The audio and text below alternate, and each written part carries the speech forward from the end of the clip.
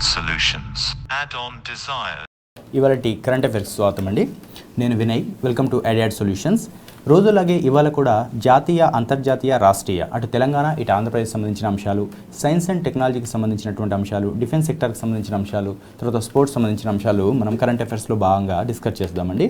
చూడండి, ఇవాళ ఇందులో భాగంగా అంతర్జాతీయ అంశాన్ని మొట్టమొదటిగా మనం డిస్కస్ చేయబోతున్నాం. అందులో భాగంగా నిన్న ఈ టాపిక్ గురించి నేను డిస్కస్ చేశానండి. యాక్చువల్గా ఇక్కడ చూడండి, సూయిజ్ కాలువ వద్ద ఫలించిన యత్నాలు అని చెప్పేసి ఇచ్చారు కదా. యాక్చువల్గా సూయిజ్ కాలువకు సంబంధించి మనము 2-3 రోజుల నుంచి ఒక న్యూస్ హైలైట్గా నిలిచిందండి. అందులో భాగంగా ఏంటంటే సూయిజ్ కాలువలో ఇరుక్కుపోయినటువంటి ఇక్కడ చూడండి ఎవర్ గివెన్ అనేటటువంటి ఒక నౌక ఈ పిక్లో కనిపిస్తుంది కదా. ఈ ఎవర్ గివెన్ అనేటువంటి నౌక సూయిజ్ కాలువలో ఇరుక్కుపోవడం జరిగిందండి. యాక్చువల్గా సూయిజ్ కాలువ ఈ విధంగా స్ట్రైట్గా సూయిజ్ కాలువలో ఈ విధంగా పోవాలి ఆ నౌక, కానీ ఇట్లా అడ్డుగా తిరిగి ఈ కాలువకి అడ్డుగా ఈ నౌక యాక్చువల్గా ఎవర్ గివెన్ అనేటటువంటి నౌక అండి దీని పేరు. ఇది అడ్డుగా తిరగడం జరిగింది. దీనివల్ల ప్రపంచవ్యాప్తంగా అంటే ఇటు సూయిజ్ కాలువ యాక్చువల్గా ఐరోపా మరియు ఆసియా ఖండాలకు మధ్యగా ఉందండి. ఓకేనా, ఈ 2 ఖండాలకు మధ్యలో ఉంది. అంటే ఐరోపా నుంచి ఆసియాకు జరిగేటటువంటి వర్తక వ్యాపారాలన్నీ కూడా ఈ కాలువ ద్వారా జరుగుతాయన్నమాట. అంటే ఇది ఎవర్ గివెన్ నౌక ఇలా అడ్డుపడడం వల్ల చాలా వరకు వ్యాపార లావాదేవీలు నిలిచిపోవడం జరిగిందండి ఈ వారం రోజుల నుంచి కూడా. అయితే అందులో భాగంగా చూడండి, సూయిజ్ కాలువ వద్ద ఫలించిన యత్నాలు అంటే యాక్చువల్గా ఈ ఇరుక్కుపోయినటువంటి ఎవర్ గివెన్ అనేటటువంటి నౌకను సరైన క్రమంలోకి అంటే స్ట్రైట్గా తీసుకురావడం జరిగిందండి. ఓకేనా, అది ఎలా తీసుకువచ్చారు, ఎప్పుడు తీసుకొచ్చారని చూడబోతున్నాం. చూడండి, యాక్చువల్గా ఈ సూయిజ్ కాలువ అనేది ఈజిప్ట్ దేశంలో ఉందండి. ఓకేనా, ఈజిప్ట్లో స్టార్ట్ అవుతుందండి. అయితే గత 6 రోజులుగా సూయిజ్ కాలువలో ఇరుక్కుపోయినటువంటి ఎవర్ గివెన్ నౌకను సరైన దిశలో తీసుకురాగలిగారండి. ఓకేనా, దీన్ని సరైన దిశలోకి తీసుకురాగలిగారు. యాక్చువల్గా దీన్ని ఏ పద్ధతిలో సరైన దిశలోకి తీసుకొచ్చారంటే ఇక్కడ చూడండి, ఈ పిక్లో కనిపిస్తున్నటువంటి ఇది ఏదైతే ఉందో దాన్ని యాక్చువల్గా టగ్ బీట్ అని చెప్పేసి అంటారండి. ఓకేనా, టగ్ బీట్ అని అంటారు. అయితే ఇది పుల్ పుష్ పద్ధతిలో లాగుతున్నటువంటి టగ్ బీట్ అని చెప్పేసి ఇక్కడ చెప్పాను కదండి. ఇది పుల్ పుష్ పద్ధతిలో దీన్ని లాగి సరైన క్రమంలోకి తీసుకురావడం జరిగిందండి. నీటిపై పూర్తిగా తేలిన భారీ కంటైనర్ నౌక ఎవర్ గివెన్ ఇక్కడ పిక్లో కనిపిస్తుందిగా, ఇది మట్టిలో కూరుకుపోయిందండి అడుగు భాగం. అది పూర్తిగా నీటిపై తేలడం జరిగింది. అంటే ఇది మళ్ళీ కదలడానికి సిద్ధమైందన్నమాట ఈ నౌక. ఓకేనా, ఈ నౌక ఇలా నిలిచిపోవడంతో అంటే గంటల వ్యవధిలోనే లక్షల కోట్ల నష్టం అనేది జరగడం జరిగిందండి. ఈ 6 రోజుల్లో లక్షల కోట్ల టర్నోవర్ అనేది ప్రపంచవ్యాప్తంగా ఈ ఐరోపా, ముఖ్యంగా ఐరోపా ఆసియా ఖండానికి సంబంధించినటువంటి వాణిజ్యం నిలిచిపోయి లక్షల కోట్ల రూపాయలు నష్టం జరిగిందండి. ఓకేనా, అయితే ఇక్కడ చూడండి, మరి ఈ సూయిజ్ కాలువ గురించి కూడా మనం ఇందులో కొంచెం తెలుసుకోవాలండి. ఈ కాలువ ఐరోపా ఆసియాలను కలుపుతుంది. ఇందాక చెప్పాను కదండి, ఇటు ఐరోపా ఖండానికి ఇటు ఆసియా ఖండానికి మధ్యలో ఉందండి సూయిజ్ కాలువ. ఈజిప్ట్ దేశంలో స్టార్ట్ అవుతుంది, ఈజిప్ట్ దేశం గుండా వస్తుందండి. అయితే ఈ కాలువ ద్వారానే ఇటు ఐరోపా నుంచి ఆసియాకి, ఆసియా నుంచి ఐరోపాకి వాణిజ్యం అనేది జరగడం జరుగుతుందండి ఈ కాలువ ద్వారా. అయితే ఇక్కడ చూడండి, ఈ కాలువ ఐరోపా ఆసియాలను కలుపుతుంది. దీని పొడవు 193 కిలోమీటర్లు అండి. ఓకేనా, దీని పొడవు వచ్చేసి 193 కిలోమీటర్లు అటు ఐరోపా నుంచి ఆసియా వరకు. ఓకేనా, అయితే దీని నిర్మాణం ఎప్పుడు చేపట్టారు అంటే 1859లో దీని నిర్మాణాన్ని చేపట్టడం జరిగిందండి. 1859 నుంచి మొదలు పెడితే 1869 అంటే 10 సంవత్సరాల పాటు దీన్ని నిర్మించారండి. ఓకేనా, 1859 నుంచి 69 మధ్యలో దీన్ని ఏర్పాటు చేయడం జరిగింది. అది ఈజిప్ట్ దేశంలో. ఓకేనా, అప్పటి నుంచి దీని గుండా ఇటు ఐరోపాకి ఇటు ఆసియాకి ఇది మధ్యలో ఒక కనెక్టివిటీగా మారింది వ్యాపార వాణిజ్యాలలో. ఓకేనా, దీని తర్వాత అంతర్జాతీయ అంశంలో ఇంకోటి చూద్దామండి. WHO ఒక నివేదికని ఇవ్వడం జరిగిందండి. COVID-19కి సంబంధించిన నివేదిక అండి. ఇది ముఖ్యమైన నివేదిక. చూడండి, WHO అంటే ఏంటి అంటే ఇక్కడ చూడండి, వరల్డ్ హెల్త్ ఆర్గనైజేషన్. ఓకేనా, UN ఆధ్వర్యంలో ఇక్కడ మనకు కనిపిస్తుంది కదండి లోగో, వరల్డ్ హెల్త్ ఆర్గనైజేషన్. దీన్ని WHO అని పిలుస్తారనమాట. చూడండి, దీనికి సంబంధించి ఏ నివేదిక ఇచ్చిందంటే కోవిడ్ వైరస్ పుట్టుకపై స్పందించినటువంటి WHO అంటే ఇప్పటికీ COVID-19 2019 డిసెంబర్లో డిసెంబర్లో వుహాన్ నగరంలో చైనాలో వచ్చిందని చెప్పేసి మాట్లాడుకున్నాం కదండి. చైనాలో వెలుగు చూసినటువంటి ఈ వైరస్ గురించి WHO ఇప్పటిదాకా పూర్తి స్థాయిలో ఎప్పుడు స్పందించలేదు. కానీ ఇప్పుడు మొట్టమొదటిసారిగా WHO ఈ వైరస్ పుట్టుకకు సంబంధించి మాట్లాడడం జరిగిందండి. అందులో భాగంగా ఏం పేర్కొందంటే గబ్బిలాల నుంచి మరో జంతువు, ఓకేనా, యాక్చువల్లీ ఈ జంతువు అండి, గబ్బిలాల నుంచి మరొక జంతువు ద్వారా కరోనా వ్యాపించింది అని చెప్పడం జరిగిందండి. అంటే అటు గబ్బిలాలతోటి దాని తర్వాత ఒక వాహకం ఒక జంతువు పనిచేసింది, దాని ద్వారా మానవులకి ఈ వైరస్ సంక్రమించింది అని చెప్పేసి WHO పేర్కొనడం జరిగిందండి. అయితే ఇందులో భాగంగా వాళ్ళు ఏమన్నారంటే చైనాలోని వుహాన్ ల్యాబ్లో లీకేజీకి ఆస్కారం లేదు అని పేర్కొనడం జరిగింది WHO. వరల్డ్ హెల్త్ ఆర్గనైజేషన్ చైనాలో వుహాన్లోని నగరంలో ఉన్నటువంటి ల్యాబ్ నుంచి, ఓకే, ఒక ల్యాబ్ నుంచి లీక్ అయింది అని చెప్పేసి చాలా వరకు ఆరోపణలు వచ్చినా కానీ అవి ఆరోపణలు మాత్రమే, వుహాన్ ల్యాబ్లో నుంచి లీక్ అవ్వడానికి అస్సలు ఆస్కారం లేదు అని చెప్పేసి పేర్కోవడం జరిగిందండి. ఓకేనా. దీని తర్వాత మరి కరోనా వైరస్ గబ్బిలాల నుంచి మరో జంతువు ద్వారా మానవుల్లోకి వచ్చింది అని చెప్పేసి WHO చెప్పింది కదండి. యాక్చువల్గా వీళ్ళు ఇంతకుముందు కూడా చాలా వరకు ఈ కరోనా వైరస్ సంబంధించి ట్రంప్ అమెరికా అధ్యక్షుడిగా ఉన్నప్పుడు, ఓకేనా, 45వ అమెరికా అధ్యక్షుడు అండి ట్రంప్. ఇప్పుడు ప్రస్తుతం ఉన్న ఆయన జో బైడెన్ 46వ అమెరికా అధ్యక్షుడు, ఓకేనా. ట్రంప్ యాక్చువల్గా WHO పనితీరును క్వశ్చన్ చేయడం జరిగిందండి. అంటే WHO వరల్డ్ హెల్త్ ఆర్గనైజేషన్ అనేది ప్రపంచంలో వచ్చేటటువంటి వ్యాధుల గురించి ముందుగానే ప్రపంచంలో ఉన్నటువంటి అన్ని దేశాలను ముందుగానే ఇన్ఫర్మేషన్ ఇవ్వాలి, వాళ్ళకి ఇన్ఫర్మేషన్ ఇచ్చినట్లయితే వాళ్ళు జాగ్రత్త పడతారు కదా అని చెప్పేసి ఈ WHO అనేది అలాంటి ఇన్ఫర్మేషన్లు ఏమి ఇవ్వలేదు, ప్రపంచాన్ని అసలు ఏమాత్రం కూడా సరైన క్రమంలో పెట్టడానికి ప్రయత్నించలేదు అని చెప్పేసి పేర్కొనడం జరిగిందండి. పేర్కొనడమే కాకుండా WHOకి సంబంధించి నిధులను కూడా నిలిపివేయడం జరిగింది ట్రంప్, ఓకేనా. అందులో భాగంగా ఇక్కడ ఒక విషయాన్ని చూడండి. కరోనా వైరస్ గబ్బిలాల నుంచి మరో జంతువు ద్వారా మానవుల్లోకి వ్యాపించి ఉంటుందని ప్రపంచ ఆరోగ్య సంస్థ WHO వరల్డ్ హెల్త్ ఆర్గనైజేషన్ ఏం చెప్పింది? వరల్డ్ హెల్త్ ఆర్గనైజేషన్తో పాటు చైనా నిర్వహించినటువంటి సంయుక్త అధ్యయనంలో పేర్కొందండి. అంటే ఇప్పుడు వీళ్ళు ఇచ్చిన నివేదిక ఒక వరల్డ్ హెల్త్ ఆర్గనైజేషన్ WHO మాత్రమే కాదు, అటు చైనా కూడా ఈ నివేదికల తయారీలో పాత్ర పోషించిందనమాట, ఓకేనా. ఇటు ఆరోగ్య సంస్థ WHO మరియు చైనా సంయుక్తంగా అధ్యయనం చేసి ఈ విషయాన్ని చెప్పడం జరిగింది. ఏ విషయాన్ని అంటే కరోనా వైరస్ గబ్బిలాల నుంచి మరో జంతువు ద్వారా మానవుల్లోకి వ్యాపించింది, అంతేకాని వుహాన్లోని ల్యాబ్ నుండి ఇది రిలీజ్ అవ్వడానికి ఎలాంటి ఆస్కారం లేదు అని పేర్కొనడం జరిగింది.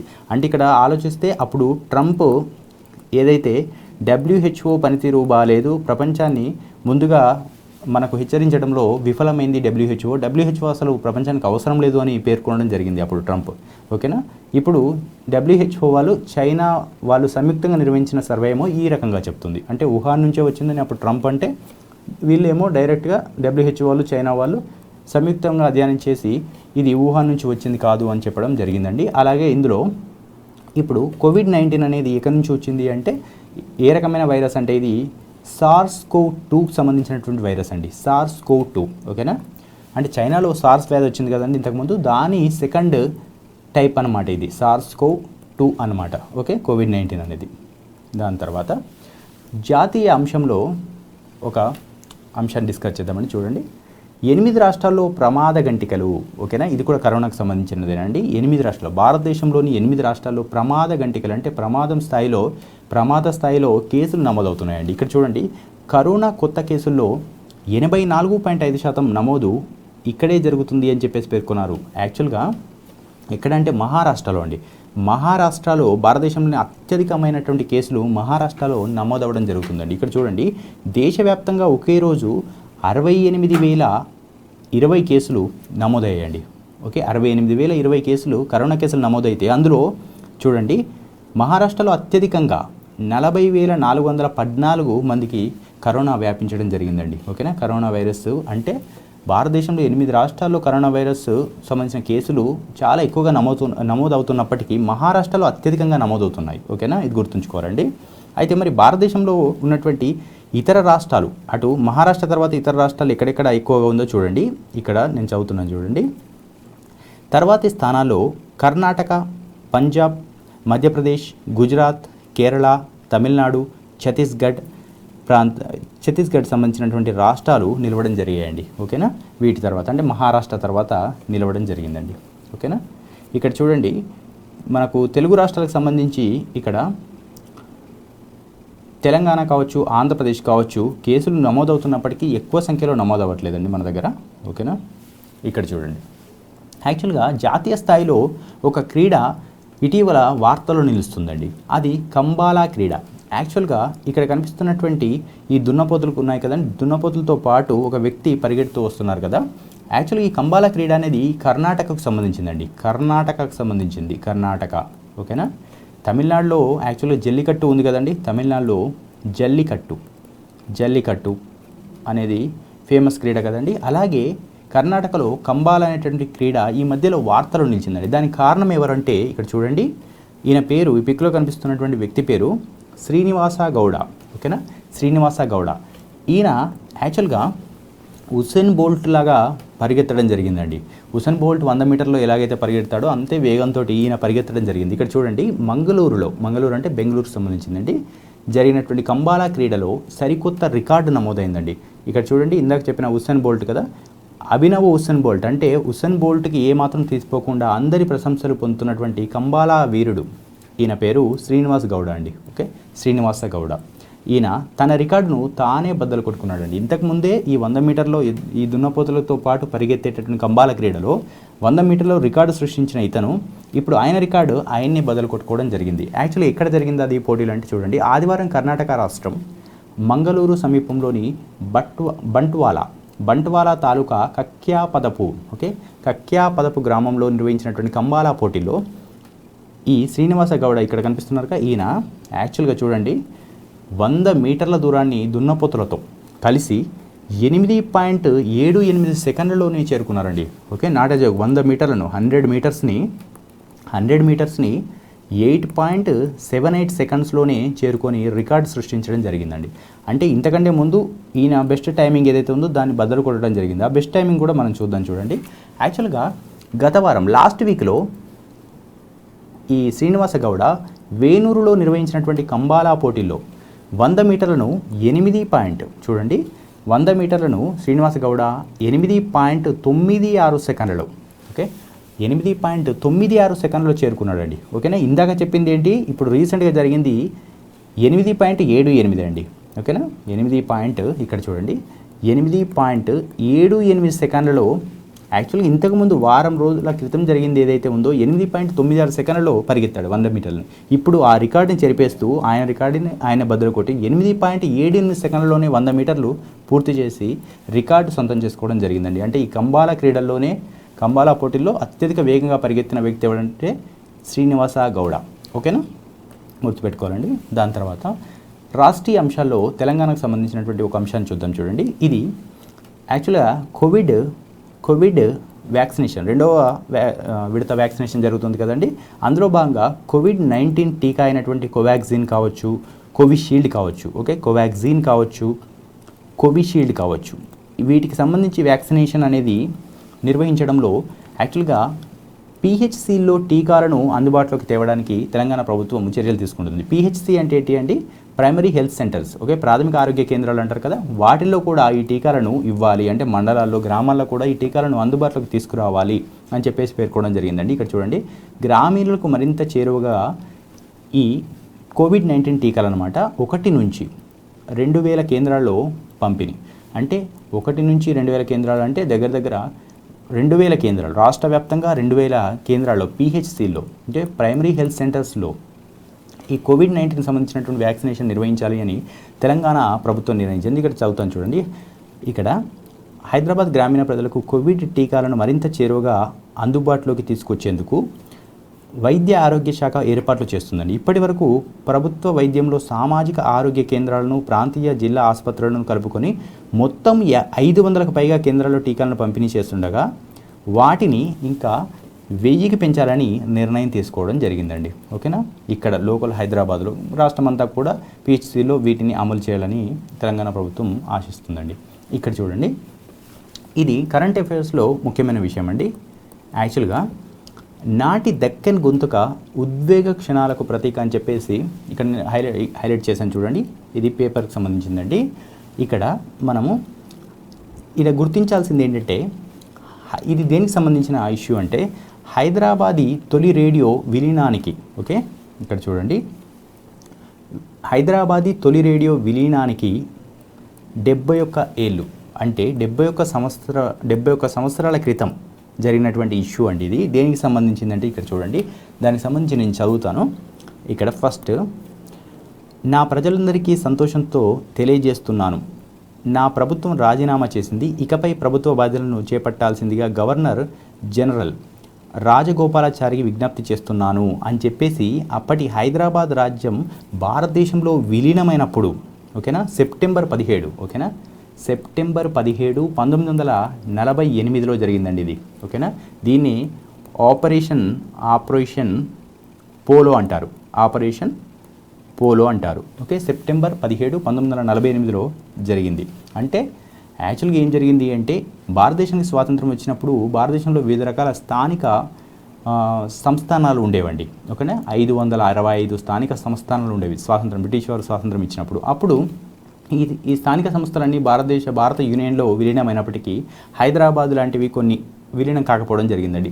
అయితే హైదరాబాద్ రాష్ట్రాన్ని ఆపరేషన్ పోలో ద్వారా భారత యూనియన్లోకి సర్దార్ వల్లభాయ్ పటేల్ కలుపుకోవడం జరిగిందండి. ఓకేనా, దానికి సంబంధించిన ఇష్యూ అండి ఇది. ఇక్కడ చూసినట్లయితే అప్పటి ఏడవ నిజామైనటువంటి మీర్ ఉస్మాన్ అలీ ఖాన్ ఈ ప్రకటన చేయడం జరిగిందండి. ఇప్పుడు నేను చదివేది. ఓకేనా, హైదరాబాద్ రాజ్యం భారత్లో భాగం కానుంది.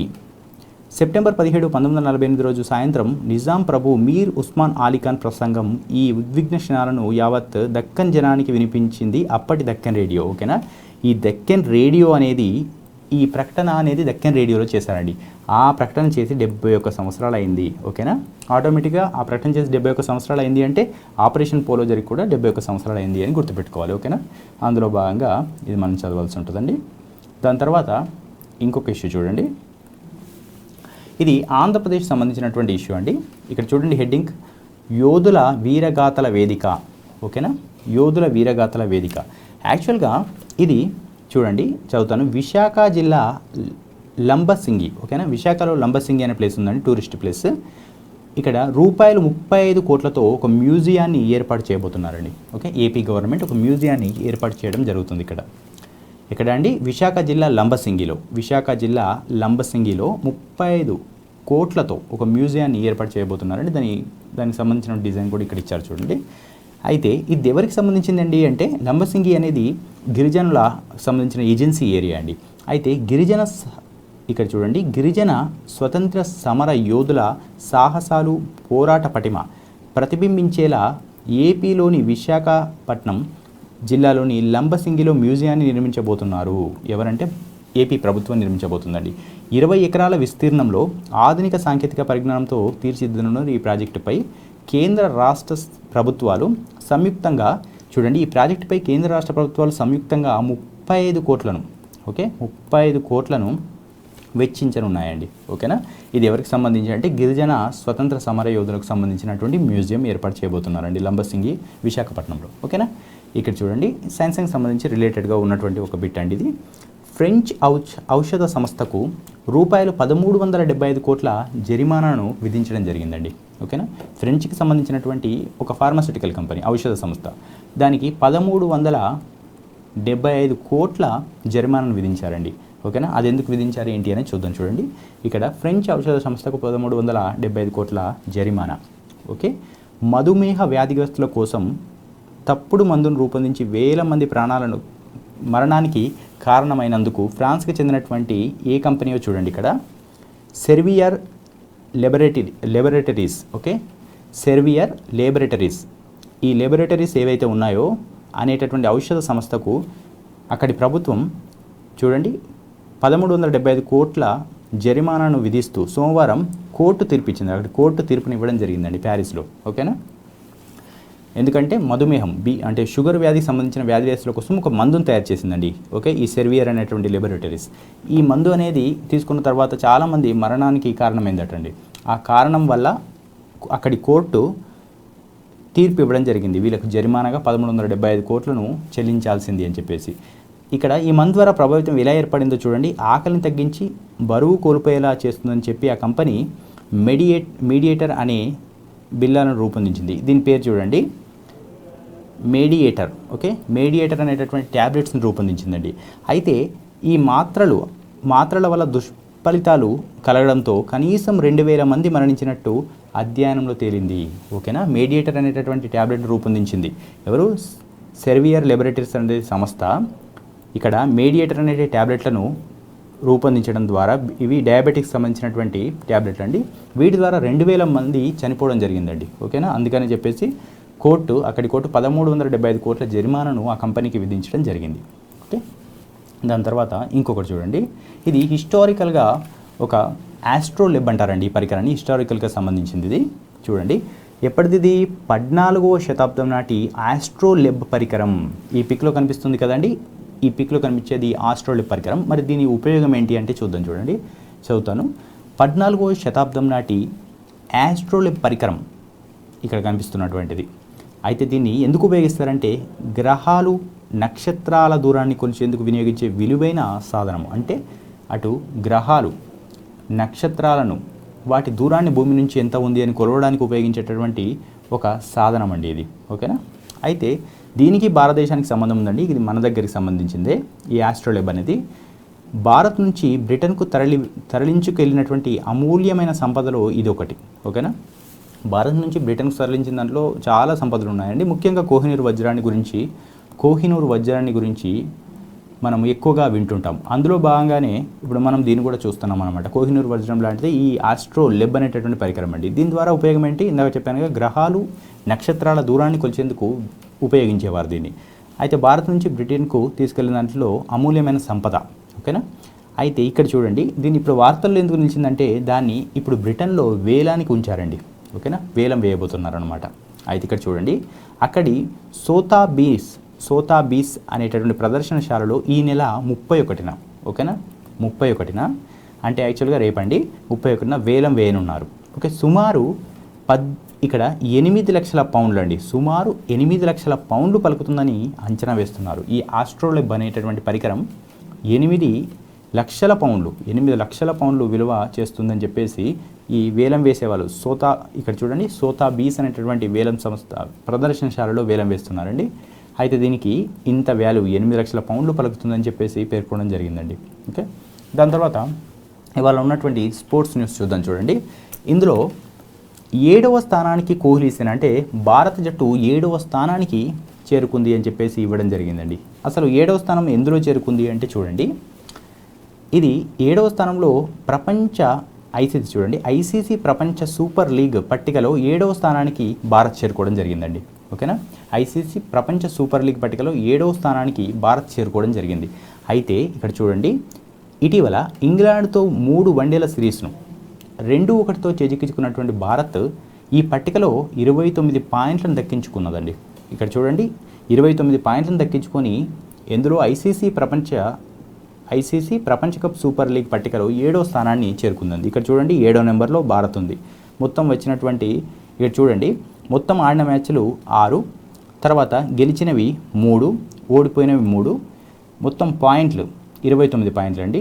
ఇక్కడ మనము నెట్ రన్ రేట్ చూసుకున్నట్లయితే -0.252 ఉందండి నెట్ రన్ రేట్. దీంతో మనం 7వ స్థానంలో నిలవడం జరిగింది.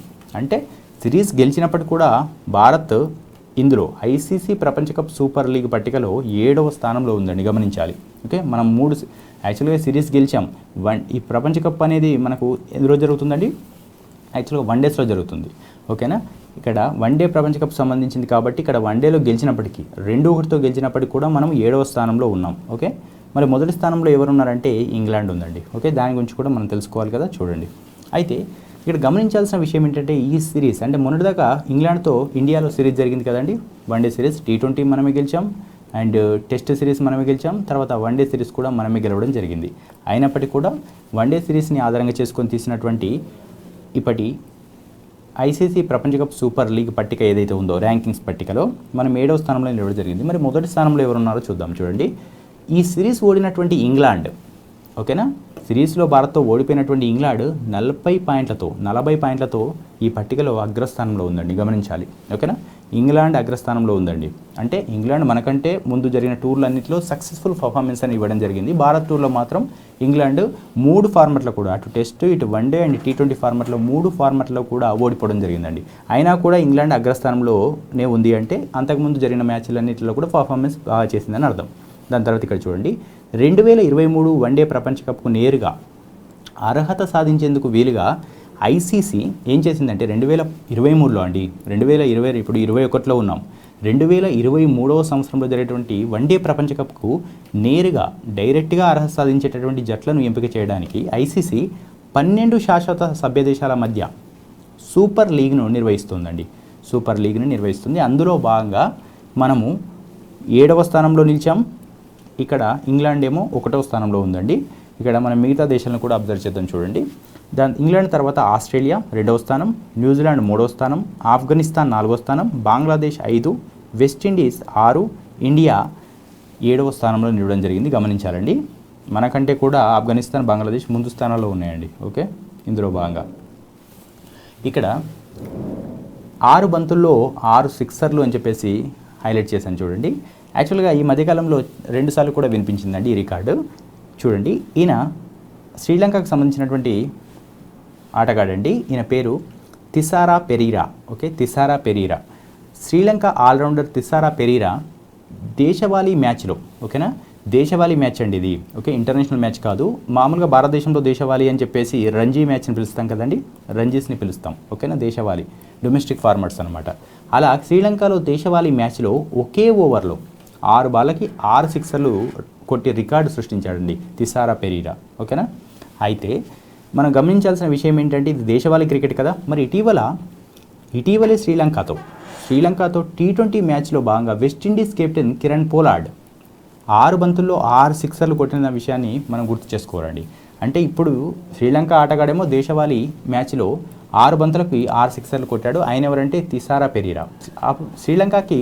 శ్రీలంక పైన మొన్న T20లో 6 బంతులకి 6 సిక్సర్లు కొట్టింది వెస్టిండీస్ కెప్టెన్ కిరణ్ పోలార్డ్ అండి. ఓకేనా, ఇందులో భాగంగా మనం మరి ఫార్మాట్ల పరంగా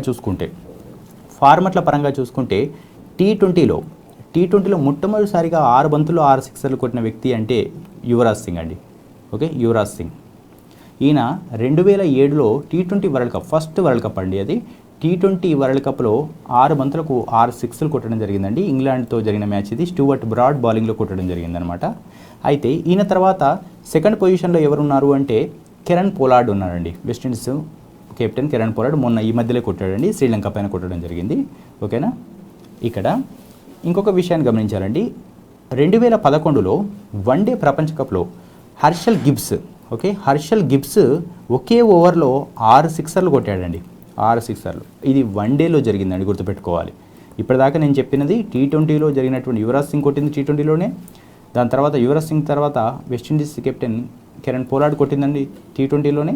కానీ 2011 సీజన్లో గిబ్స్ కొట్టింది మాత్రం 6 బంతులు 6 సిక్సర్లు ఈ వన్డే మ్యాచ్లో కొట్టడం జరిగిందనమాట. ఓకేనా, ఇప్పుడు మనం మాట్లాడుతున్నటువంటి తిసారా పెరీరా ఎక్కడ కొట్టాడంటే దేశవాళీ మ్యాచ్లో కొట్టాడండి. 6 బంతులకు 6 సిక్స్లు. యాక్చువల్గా దేశవాళీ మ్యాచ్లో మరి భారతదేశంలో ఎవరికైనా రికార్డు ఉందంటే ఉందండి. ఆయన దేశవాళీలో 6 బంతులకు 6 సిక్స్లు కొట్టింది భారతదేశంలో రవిశాస్త్రి అండి. ఓకేనా, రవిశాస్త్రి 6 బంతులకు 6 సిక్సర్లు దేశవాళీలో కొట్టడం జరిగింది రంజీ మ్యాచ్లో. బరోడాతో జరిగినటువంటి రంజీ మ్యాచ్లో ఈయన బరోడా ముంబైకి జరిగినటువంటి రంజీ మ్యాచ్లో కొట్టడం జరిగిందండి. ఓకేనా, ఇట్లా లింక్ ఉన్నప్పుడు ఇవన్నీ కనుక చూసుకోవాలండి. థ్యాంక్ యూ సో మచ్ అండి. ఇంతటితో ఇవాల్టి కరెంట్ అఫైర్స్ క్లాస్ అయిపోయింది. Thank you. Add-on solutions. Add-on desires.